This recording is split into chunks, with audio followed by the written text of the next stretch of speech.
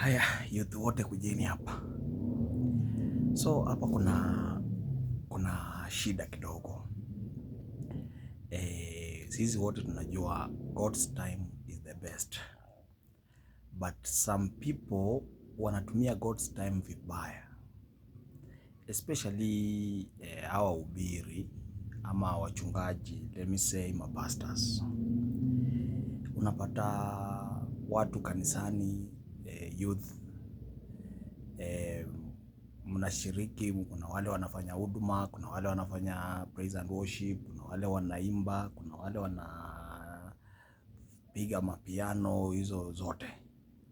So unapata huyu mtu amewekewa vikwazo kwamba maybe haezi oa hadi God's time, ama anaambiwa God's time is the best. So wanajiuliza, especially ladies wanajikutanga kwa hii scenario sana. Unapata msichana ako maybe 26, 27, 28, hata wengine wako 30 ama 32, lakini huyu pastor ashamgwamilia tu, unasikia let us wait God's time, God's time is the best. Na umejua mtu anakuambia let us wait God's time, lakini yeye maisha yake inaendelea, ako na bibi, ako na watoto wanasoma, ako na project zake zinaendelea. Unaona, na wewe umekaa hapo, umekalishwa hapo, unaambiwa ungoje God's time. My friend, let me tell you, Mungu anasaidia mtu mwenye anajisaidia. Once umefika 18 years according to the law of Kenya, you are a grown-up person.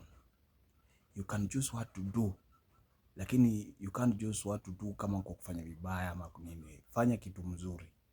So when somebody told you that wait for God's time, first thing you have to ask yourself, what am I doing? Am I wasting time? You know, some people, they are there to waste other people's time.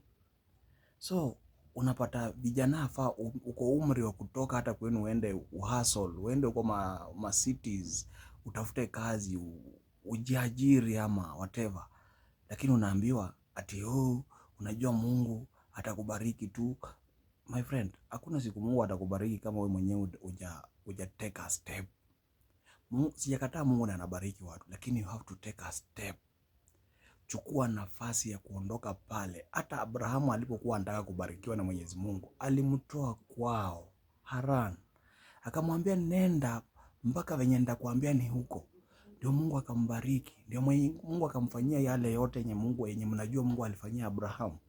So when you want God to interfere in your life, or to intervene in your life, you have to take a step. Take a step brother, take a step sister. Wacha kudanganywa hapo kila mara ati God's time is the best, sijui nini. Utazeekea hapo. Kwanza ukishazeekea hapo, wao wenye wanakuambianga God's time is the best, wao ndio watakufukuza hapo. So take cautious. When somebody told you that God's time is the best, ask yourself. Sasa wewe jikalishe kama meeting kako, ujiulize, nikimaliza hapa like niko 35 years, sijaoa, nitaanza kuoa saa ngapi? Nitasomesha saa ngapi? Unaona? Makinika sana brother. Thank you.